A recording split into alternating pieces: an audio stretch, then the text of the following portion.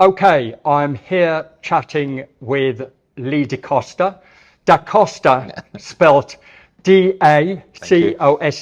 That's right. That is right. That is right, Sean. You are absolutely right to pull me up on that. No one should ever misspell somebody's name. You could change it to Day, D-A-Y. Nobody ever gets that wrong. Lee Day. Yeah. Sounds like a delivery app. I wouldn't like to think people thought we were married, though. And I wouldn't want to get on the wrong side of your wife. Yeah, that's what I was going to say. We'd be okay, but I don't think my wife would be great.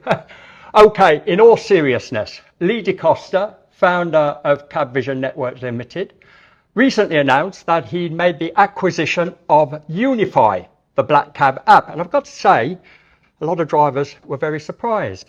He also plans to rebrand it to blackcab.com.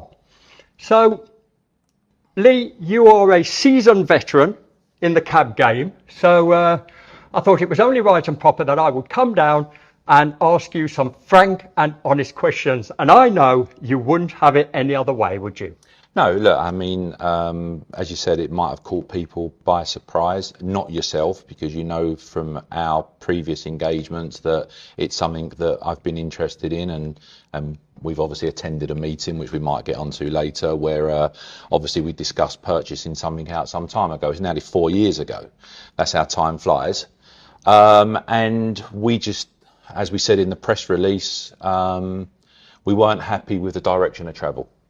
And really the only way for us to change the conversation and maybe be invited to some of these meetings with Transport for London was effectively to start our own app. Now, before we get into it, I think most people would have heard of KPM. Mm-hmm. Most people would have heard of Cabvision, and I think nearly everybody has heard of Lee DaCosta. But for those who might have been living under a rock for about 30 years, maybe you could give us the tale of the tape and tell us a little bit about yourself. Well, turned up 15 years ago, roughly, after leaving the city. Family, as you said, KPM, always been in the taxi trade. Whole family's in the taxi trade, really. I swore I'd never get involved. Was true to my word. Word for many years. And then eventually an opportunity arose at a time where the city for me was drawing to a close around the financial crisis. And we bought Cabvision. And, we never bought Cabvision on the basis of it being a media platform. I'm not a media person. I'm a finance person. And we bought it with a view that we would convert it into a payment platform. And of course, that's what we have done. So everyone really knows us for payment. We've got a substantial customer base. I think we're pretty good at the tech. So that pretty much brings us up to date. But you have done a buyout. So maybe you could just recap with some of the context around that. Why Unify? Well, look, Unify, just like previous to that when we looked at Taxi app, I thought it was important to try and take someone out of the marketplace, a bit like a one out, one in. Clearly that there's a diluted offering. People talk about the one app, and this is exactly what we need. We need all drivers on one app. And whether or not we get there or not, we don't know. But what we didn't want to do really was add another offering into an already diluted marketplace. Unify is a micro business. It does small amounts of business. However, the founder had set it up, in our view, with the right foundations, and the right foundations were to work within the regulated TfL structure. Now, about 3 years ago, I think you said 2021, I brokered a meeting between you the UCG. 4 years ago. 4 years ago. Time only is meant to fly when you're having fun. Yeah. But I brokered this meeting between you, the UCG, and Taxi app. Mm-hmm. So some people might think this is an impulsive thing to do, but that's not the case, is it?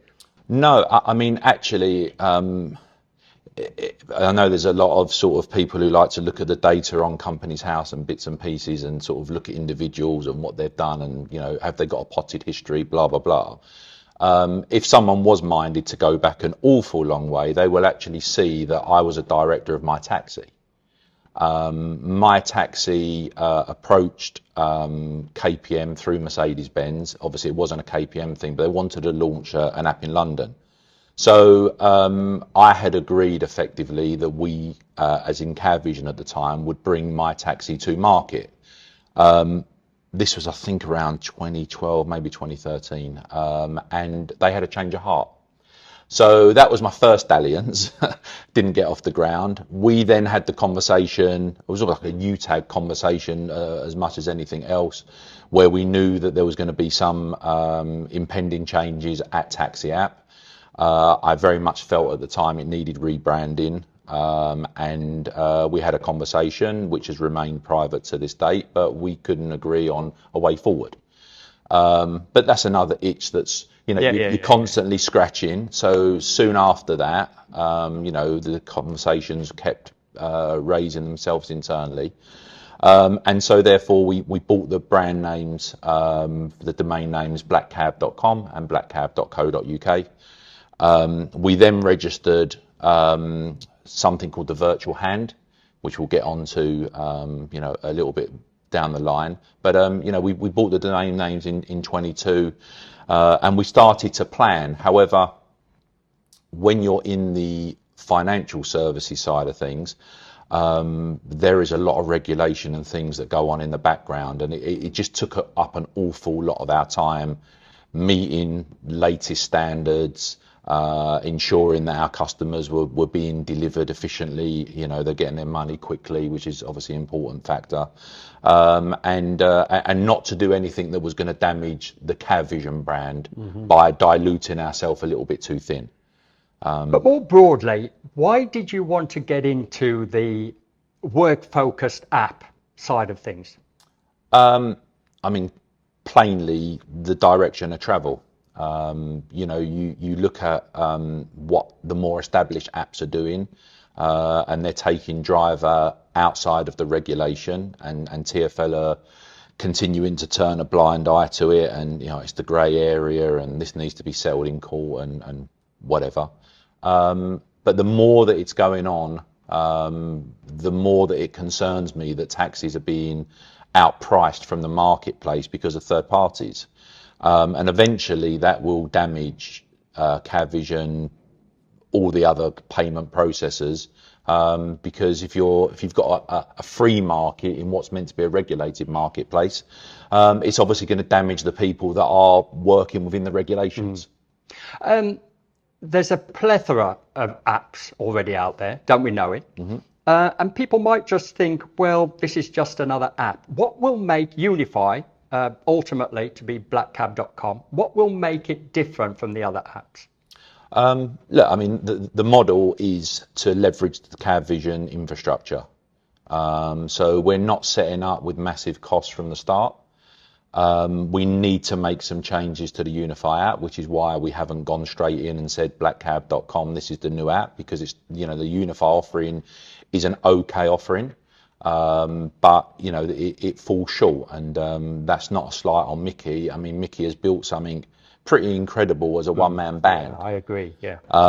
Really, really tough, and he's done all these roles himself, and it's turned into a bit of a 40 Towers, if that's not a slur. No, so Mickey's front desk, he's cleaning rooms, he's serving in the restaurant, and things slip through the gaps. No, fair enough. I'm in a WhatsApp group, a Unify WhatsApp group, right, with supporters and a work focus group, okay. And that's the magnitudinal aspect to it is off the Richter scale, really, for one person to deal with. Yeah, look, the guy's a working cab driver. Yeah. So not only, is he having to answer emails, questions, I've got a problem with the app, but he's also trying to make a living.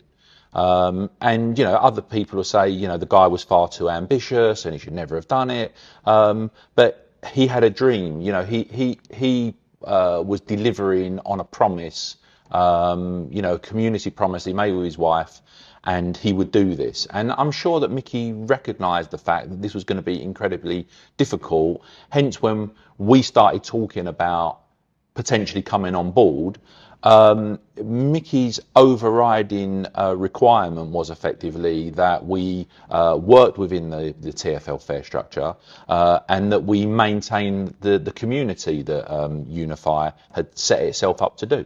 We will come on to the fare structure, but it's true to say, isn't it, that apps are very contentious. It's also true to say that black cab drivers are very contentious, including myself. I don't absolve myself from that equation. But if we could just put politics to the side for one moment, and we will have to talk about the politics. Cab drivers, basically, they get up, they go out, they want to earn a living, and they want to go home and feed their families. Bottom line, how will Unify help them make more money? Look, we're committed to a commission-free model for drivers. There will be lots of scepticism around that, because it will be, they're business people, they need to make money, and quite rightly we do. However, as I said earlier, we're piggybacking onto like a pretty successful business in the industry. I mean, we've had our struggles like everyone else, and we've cut staff and we've cut premises, and we've cut our cloth accordingly. We're not immune to what's going on, in the business environment. However, what we want effectively is the drivers to have as much money in their pocket. And if that goes through a CabVision payment system, great. If it doesn't really matter, because we have a lot of fleet customers.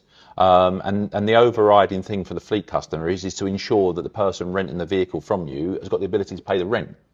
So it should be very popular with the fleets, because if we're not charging the drivers, then they should have more money in their pocket. And it's plain and simple, Just quickly, what made you want to rebrand it from Unify to blackcab.com? Unify was very much an idea of Mickey and his wife. They wanted to unify the trade. And maybe with us taking it on, they got a step further. We've got our detractors, so that won't unify everyone, of course. But it's only really known in the taxi trade. And what are we? We are the black cab trade. And, I've had conversations with a number of people, and again, they find this a little bit contentious.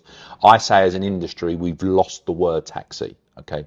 Outside of London, what is a taxi? I agree, what is a taxi? Totally agree. Everyone comes in, I'm getting a taxi, I'm getting an Uber. How many times have you seen on Twitter someone trying to correct one of the broadsheets? You're using this, you're using that. The distinguishing factor of our industry now is that they go, oh, black cab, you mean? Yeah. So we just said, look, we'll put our name on the tin. And that's what we plan to do. It's like, I want to get a black cab. We should be first and foremost in people's minds.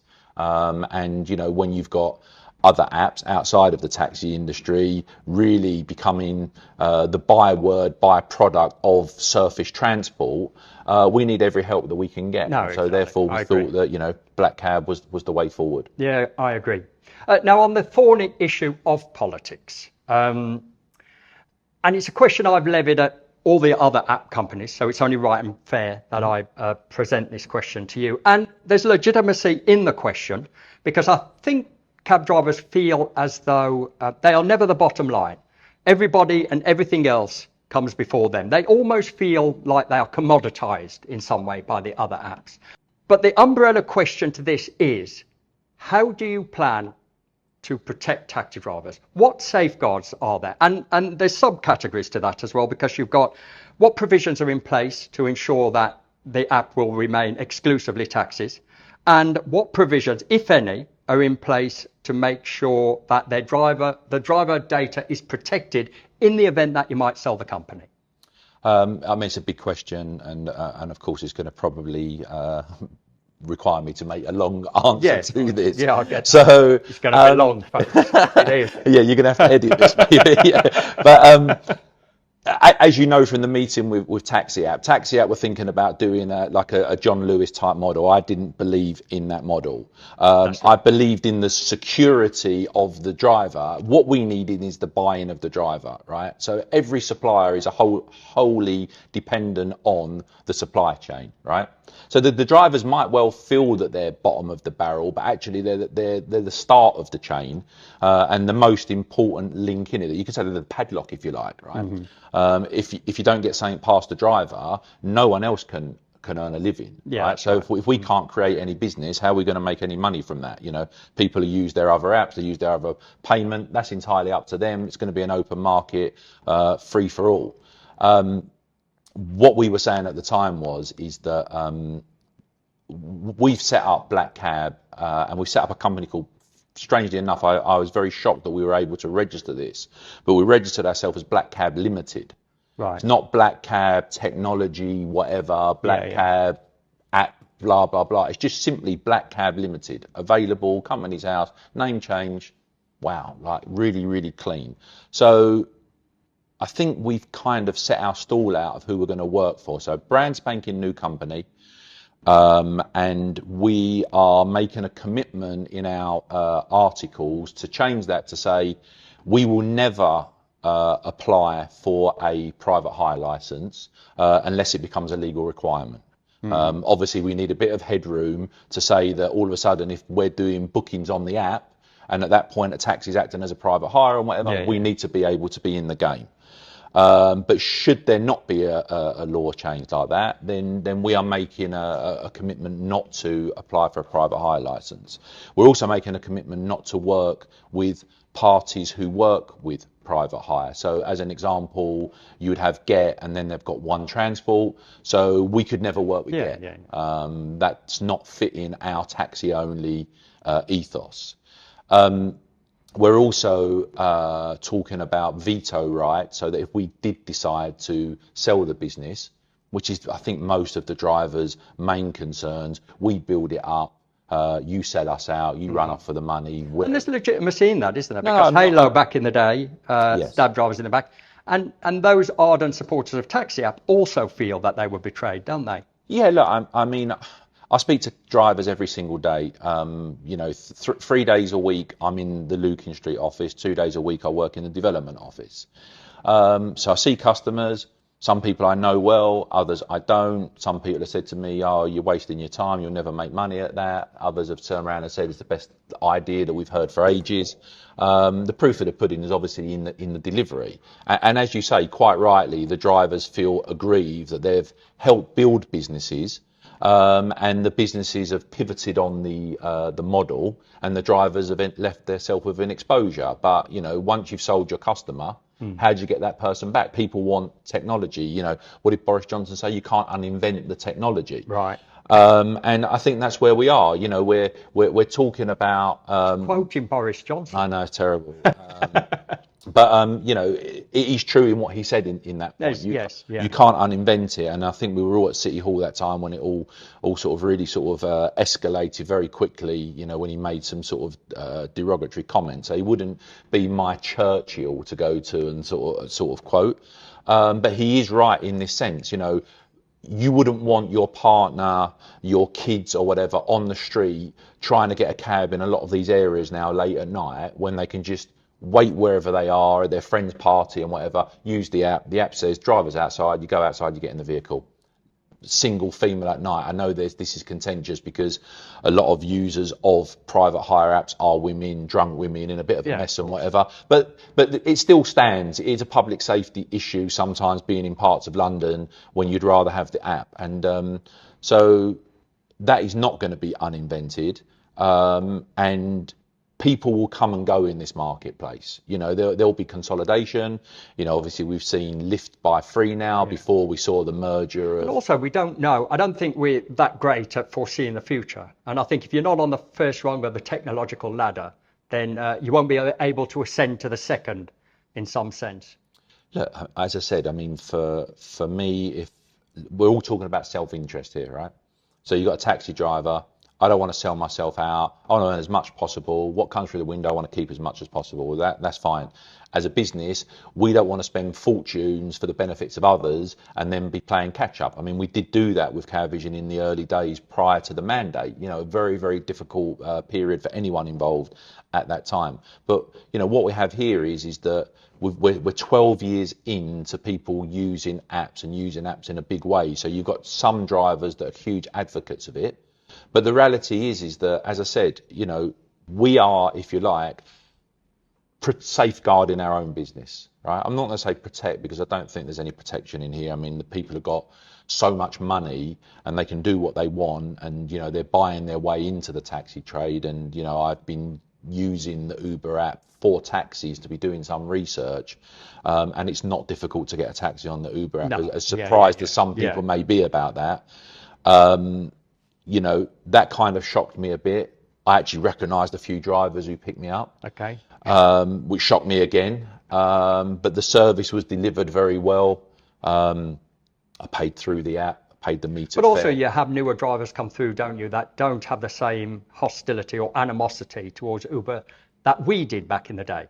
Yeah, look, I mean, that's definitely true in the new drivers that are all passing out. A vast percentage of them would have come from private hire. That might not have been the same back in the day where a lot of the working classes come from different trades. Yeah.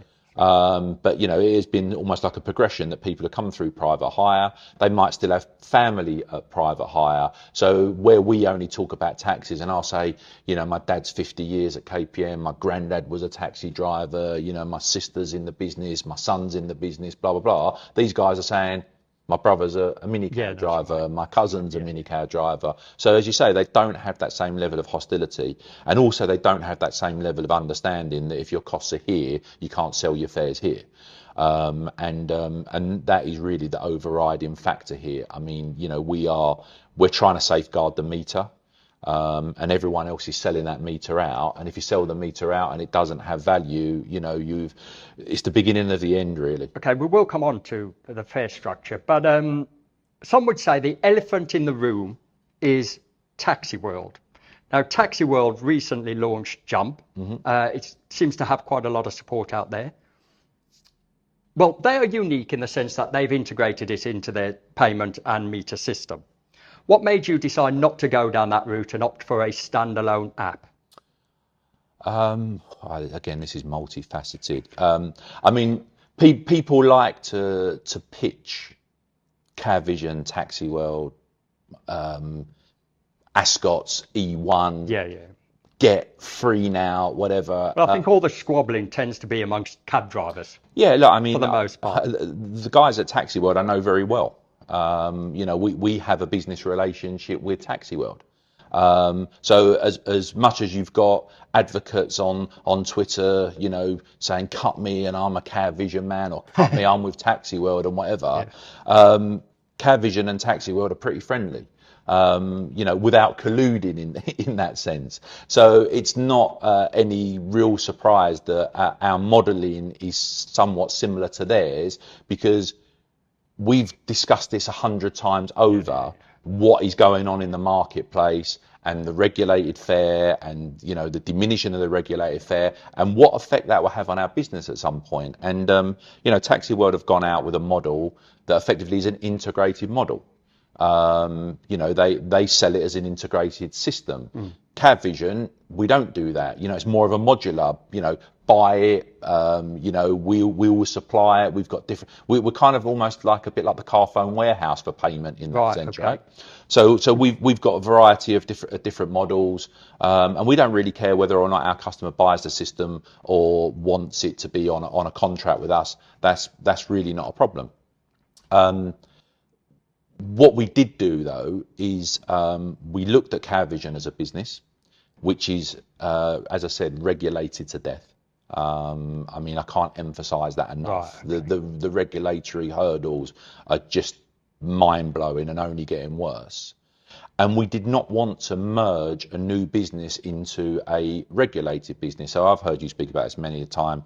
You know, the taxi apps, they're not regulated, they're a law into themselves, blah, blah, blah. And it's like, so we can take a business that is not regulated, and I've got really heavy regulated businesses here. Why would I put them together? Yeah. Because all of a sudden I've got the regulatory burden on a taxi app that I've got zero burden on. Yeah. And right now, as a payment platform, we don't do any reporting to the HMRC. It's not a requirement. You know, I am not feeding anyone work. Yeah. What we're doing is we're providing you with services. So you buy services from me. I've got no obligation to tell anyone that you're my customer currently. And therefore, when you start distributing work, you're crossing over, in my view, and that obligation to report is not something that we're particularly keen on doing right now. We will have to do that through Black Cab, no question. Yeah. Like, that's the law. But we don't have to do it through CabVision, and I don't want any CabVision customer who's not interested in apps. A lot of people just say, I'm not interested in it. I use the payment because that supplements what I do, which is drive around and look for hands. No problem. You do what you want. So that is why we set up as to, well, Unify was a standalone company, and why we won't integrate Black Cab into the CabVision app. Right. I mean, that's really interesting. And like you said, it's multifaceted. And we could talk all day on that. But I do want to move on to fees, because I'm aware of time as well. Yeah. So I want to move on to fees. It's widely regarded that there are 4 aspects to our unique selling proposition. That is the knowledge, which is the first, applying for hire, the vehicle we drive, and the meter. And it could be argued that the meter is intrinsic to the vehicle we drive. You did talk about the metered fare. So do you plan for the cost to the customer to be meter based, or at any point will you set up a kind of arbitrary fare system independent of the meter sometimes or all of the time? No, I mean, Mickey's golden rules were, the meter is sacrosanct, right? Yeah. There's no compromise on the meter, which is fine because that wasn't a hard sell to me. Yeah. And There is one aspect of that, just quickly, in that Unify allowed you to engage the meter at the point of acceptance. Is that something you might do? I mean, that aligns somewhat with the regulations, doesn't it? It does align, and we've been if you go to the website and you look at the FAQs under the drivers and whatever, you will see that we have mentioned that. We do not want the meter to be engaged at acceptance. We accept the fact that's the law. Yeah. And if a driver does that, then fine. And if the customer doesn't complain about it, we're not overly bothered at this stage. But we are, in the second and third iterations, about to introduce a form of cancellation fee, where if the driver has run for a job, that I'm not saying that it's a scrub, but it will work along the ways of a scrub. So what we're saying to the driver is look, you're conceding the point of being able to put the meter on, but if you do some running, you'll get paid for that time. Yeah. And I think that's the quid pro quo in that.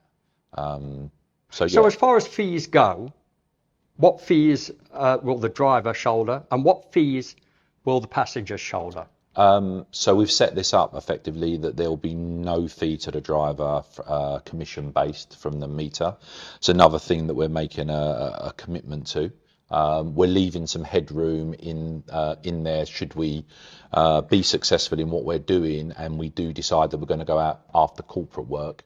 I mean, corporate work comes with different costs, and I'm not sure we'll ever go down that route. However, we don't want to restrict ourselves from going down that route. So what we're saying is the hand on the street, the bread and butter retail work on whatever, that will be commission free.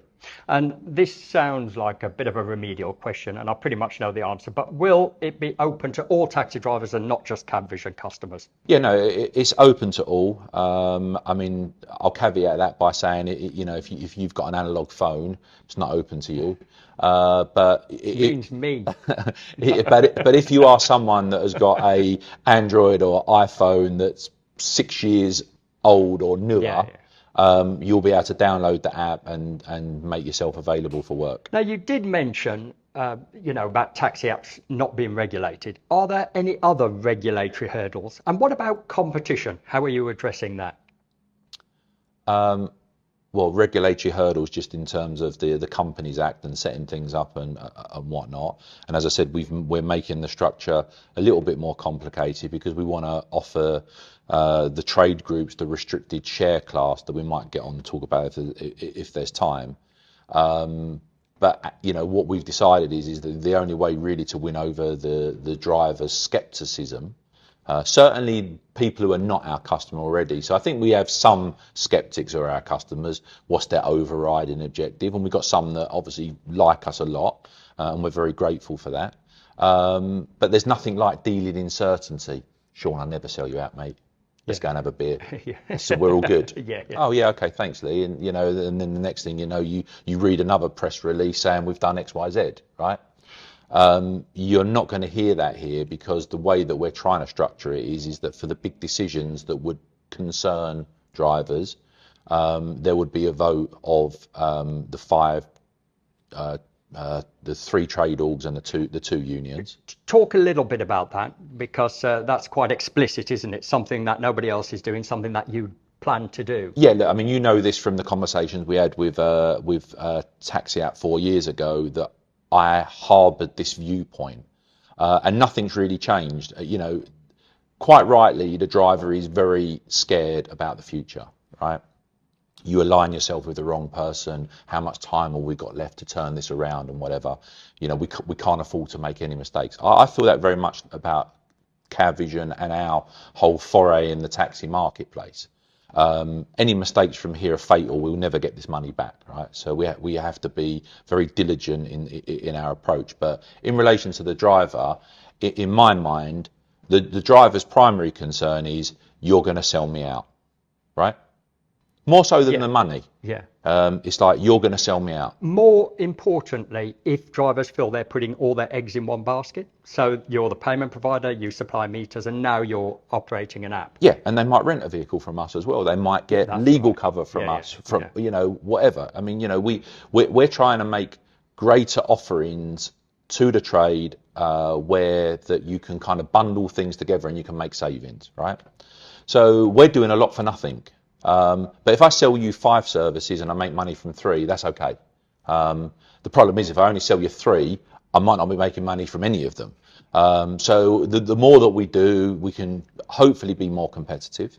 But again, should we go under, should we sell ourselves out, the driver goes, I get everything from CavVision, right? And now they're gone, and that's dangerous. And look, we're not about to go anywhere.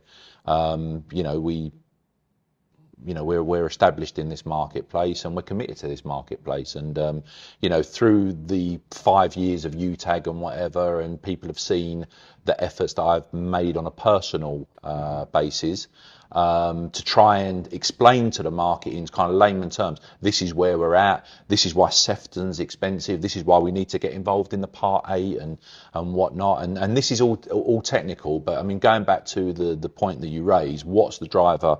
If they align themselves to us, why should they align themselves to us? And we're saying that we will put any big decisions in front of the restricted shareholders, right?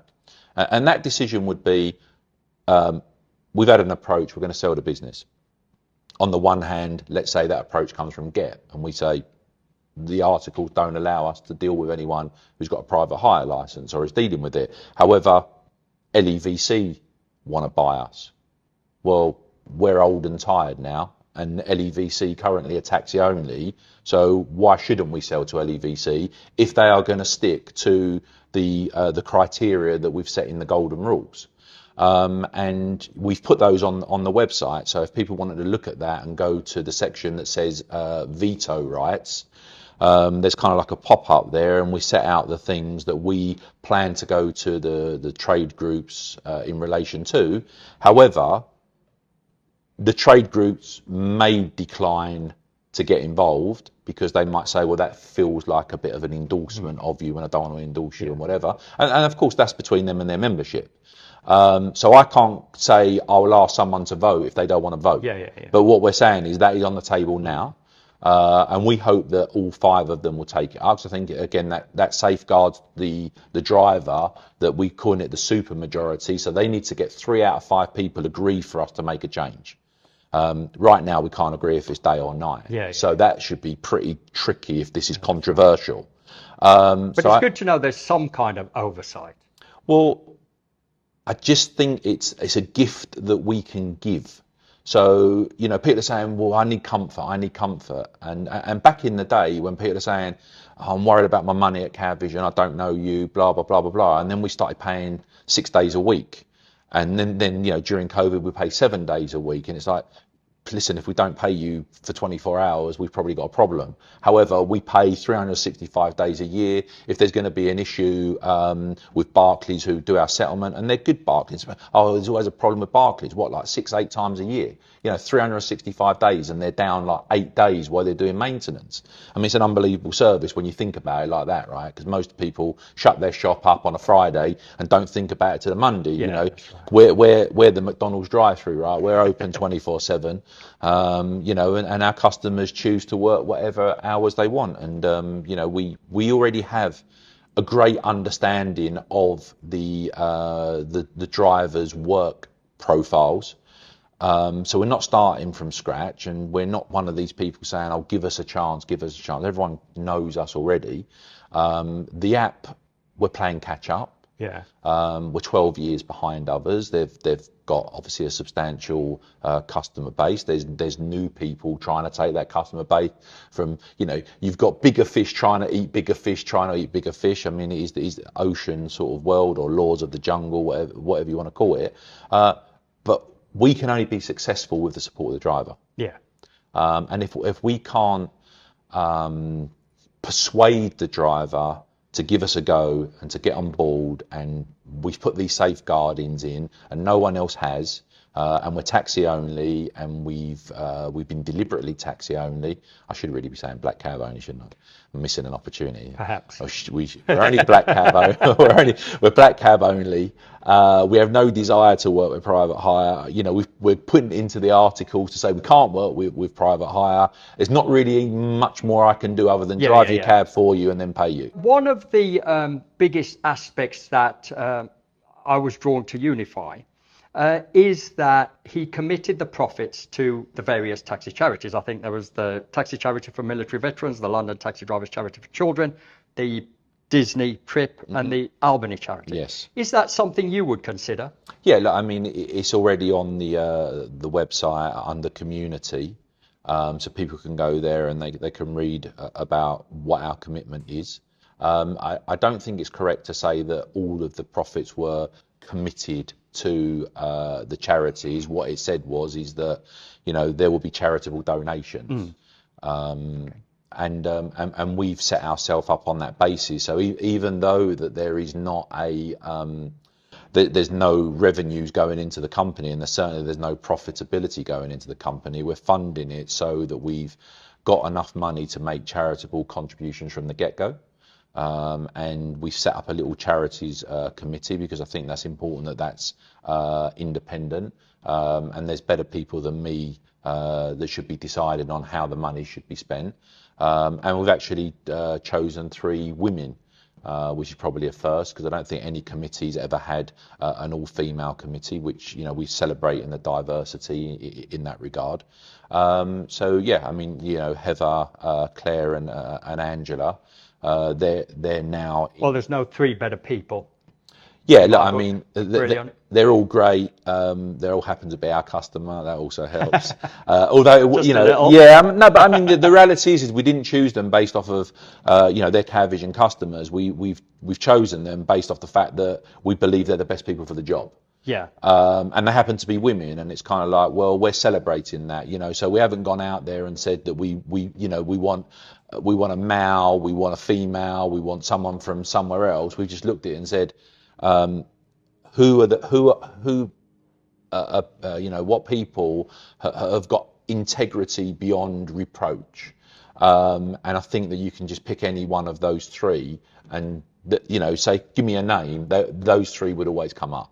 And that's important for us. Right. I've got some quick fire questions from cab drivers because we're running out of time. But if you could, there might be some overlap. I'm not going to ask them all, but there might be some overlap, which you might need to reiterate. Let me just look. Okay, the first one is from Benidorm Dave. Benidorm Dave, hello, nice to hear from you. Another one of our customers. Okay, good. Well, Benidorm Dave, we need to bring back the Mayfair mob, don't we? It's needed more than ever. And I will say, anybody who's not heard of the Mayfair mob, then you don't know you were born. So that's Benidorm Dave. But he wants to know, when will it go live, and when will it change to blackcab.com? Kind of like Doctor Who. the way he regenerates into from one person to another. When will Unify regenerate into blackcab.com? It will be August. I'm not given a date in August, but it will be in August. Okay, well, there you go. There you go, Dave. Good to hear from you. And Gary, and there is some overlap here, but I like the way he phrases it. So he says that you want to create a one-stop shop for the cab trade with the meter and now the app. Does he see this as a modern version of the radio circuits? Now, you're showing your age there, aren't you? A modern day version of the radio circuits without driver input, but you've basically covered that. Maybe you could just answer that question directly. I'm not sure about one-stop shop. I mean, as I said earlier, I mean, we're offering a number of different verticals. But you know, we don't sell vehicles, we don't service vehicles, we're not involved in insurance. So I mean, to be a true one-stop shop, I mean, you'd probably have to get involved in all of those things. I don't have a lot of desire to be involved in those things, but what we do think is that if things become sort of mandatory, your CCTV, your meter, your payment system, obviously drivers are always interested in the dispatch side of things, then yeah, I'd like to be the one-stop shop, so I'll get everything from CabVision. Yeah. I think also from a technical point of view, and this is, you know, something that I know is something that Taxi World think, it's all your equipment. So if anything goes wrong, it is on you, and you don't expect anyone else to be doing the tampering, because we have certain things that touch the meter, and then other people's they go and get the meter changed, they come back and the driver's payment system doesn't work. But it's something that's been disconnected, and if that's all you shouldn't be making those mistakes. I'm not saying it doesn't happen, because someone might have had a late night and forgot to do something, but that's what I would say is a one-stop shop for us. Yeah. Terry TG. I'll give a shout out to Terry because he's a fantastic photographer, and he did the photographs for the London Taxi PR billboard campaign, the knowledge, I did it, you could too. So he's a fantastic photographer, so check him out. But he asks the thorny question of suburban drivers picking up in town, and it is a bit of a thorny question. It is. I mean, you know, and obviously we're going to have to address that. My view would be there's 100,000 PH drivers picking up in town at the moment. It's more to worry about. But as I said, we're committed to working within the TfL regulations, and we're going to have to address that. I mean, it's not addressed enough currently within the current offering, and there's more, dare I say, important things for us to deliver. However, we are very alive to the apartheid of green and yellow, and we don't want to do anything controversial. I mean, what's interesting about that, back in the days when we set up Taxi App, I mean, I was very fervent about there being geofencing, but I've since revisited that, and I thought in the same way that there's an onus on suburban drivers not to pick up outside their sector, the same personal responsibility should apply to them on the app, in a sense. So I'm a great one for personal responsibility. So I don't necessarily think that it's the app's responsibility to geofence. It's the driver's responsibility to operate per their license. Yeah, look, I mean, we've had these conversations. So let's say you're a yellow badge. We're here just on the highway. You're out of sector. You're driving through. A job comes up. Because you're a yellow badge, there may well be something that pops up and just says, like, this job's available to you. Confirm you're in the sector. And if the guy says that, then it's self-responsibility. So, you know, we've been having lots of conversations internally, and it is important, but does it fall into sort of like super priority for us right now? It doesn't. But will we allow free-for-all? No, we won't. Yeah, right. Talking of contentious, Pimlico Lee, hello Pimlico Lee. He seems to think, well, this is more opinionated. He's definitely not our customer. Well, he's more opinionated than just offering a question. But he seems to think that this is about splitting the trade. Oh, I'm not quite sure how he's concluded that, you know, this is splitting the trade. I mean, what have we got? There's 11 payment suppliers as an example, and maybe 4 do anything. God knows how many service agents there are, There's a number of apps. Unify is actually in the trade already, and it goes to the point where I'm saying, I think Keir Starmer was trying to make this point on the other day, 1 in, 1 out on the boats, and we didn't want to. It's been bipartisan because it went from Boris Johnson to Keir Starmer. So that's... Yeah. I say I'm apolitical. I'm okay with these things, but I'm just making the point. The conversation with Macron the other day was basically, we'll take one person, you take one person back. Yeah. And as I said, we had the conversations with Taxi App because we felt the same thing. We don't need any more dilution. We had the conversation with Unify, which is completed. I'm not sure if Taxi World done similar things and whatever, but Taxi World launched the Jump app. That's a new offering, and I'm not sure what Lee's views are on that. If it should be, well, we only want get them free now. We don't want any further dilution, but you're going to get dilution, and a lot of it you can't stop. What's stop? If Free Now gets rebranded to Lyft, that'll be another lot of noise, and it will come with a whole other set of working practices.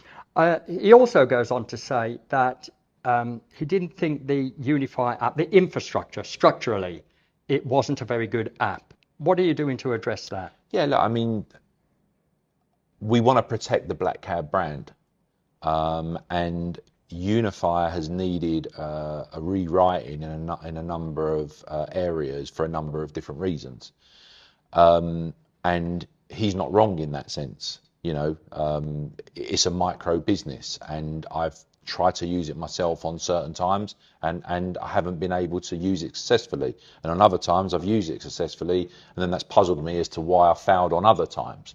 So we've had to, work with the current developers to understand why there seemingly is conflict. If a driver says I've had a bad experience, or a passenger says they've had a bad experience, I wouldn't say that they were telling tall stories there. But there are good experiences as well. But we don't want to put the Black Cab name on it until we're confident that there's going to be good experiences. Good. And another question, how are you spreading the word about blackcab.com and, to both drivers and passengers? Yeah, look, we've got a tailored marketing campaign of how we intend to launch this. I'm not going to say too much about it now. From a driver's point of view, of course, we need driver buy-in, and the best advocate that you can have for anything is the driver upselling you. And of course, we would then go back and say, yeah, well, they sold the work before, and then everyone's asking them to do the same things. It's the most obvious thing to do. Like when you're in the back of a taxi, the payment system, as an example, could say blackcab.com. The tip seats can say blackcab.com. The driver can dish out receipts saying blackcab.com, or have you downloaded the app and this, that, and the other. You've got 15 minutes of engagement with someone who is maybe buying just a random ad hoc service, or may well be a regular user. And the conversation might well be, do you use an app? Yeah, I use such and such an app. I'm sick to death of the surcharges, the tech fees, whatever they're calling it this week and whatever. And the driver says, download this, it's commission free for me, and there's no charge for you currently.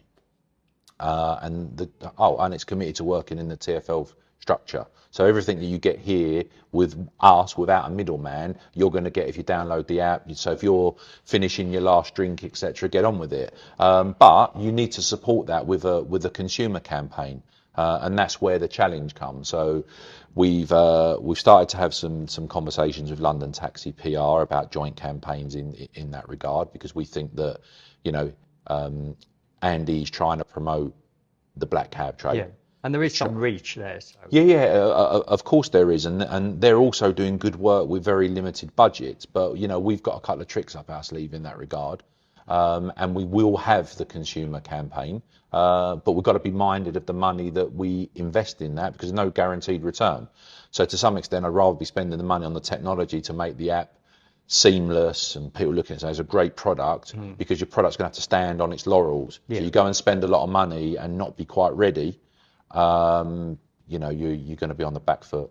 It's a bit of a shame, because I think we've just got momentum going, and I could talk all day with you about this and other things, I've got to say. And I really hope it works. I'd love to see it work. In fairness, I'd like to see Jump work as well. It would be great if all the work migrated from the corporate hailing apps over to taxi-led business apps, that would be absolutely great.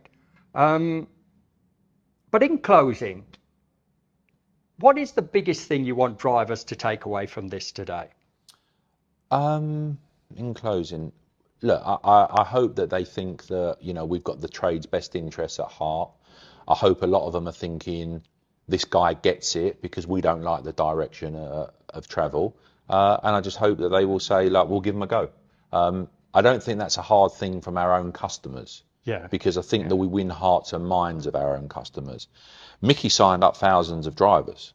He done an unbelievable job of signing up drivers. Yeah. He just obviously wasn't able to deliver the amount of work that they would like, for all the reasons that we've discussed and more that we haven't. But there is a pretty big customer base there, and we will start engaging with that. They might feel a little bit sidetracked at the moment, that we haven't sort of, thanks very much, you've signed up in the past, we're great for the support. That's all coming. But we want to be in a position where we say to them, here's the link, download the link, this is the new product, you've seen the old product, this is the new product. They immediately see an uplift and they become re-enthused to support the product. So the takeaways is just give us a chance, really.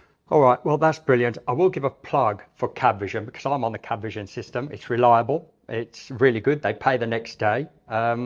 And it's very favourable fees. So there you go. If you're thinking about you want a payment terminal supplier, then maybe go to CabVision. Lee, it would be great to meet up again in about 6 months' time, maybe to see the progress, see what's happening and how it's moving forward. I hope it moves forward. And it would be great as well if we could get together more informally, maybe to talk about cab trade issues. That would be really good as well. If you're up for that, this has been quite a structured Q&A. Yeah. And I will say as well, there on the website there are frequently asked questions which cover a lot of the housekeeping, doesn't it? So you can refer to that. So if one of your questions didn't get asked, it might be because it's on the frequently asked questions. So all in all, well, what I will do is make sure to spell your name right in the future. Thank you, Phil. All right, Lee. Thank you very much. Thanks a lot. Cheers.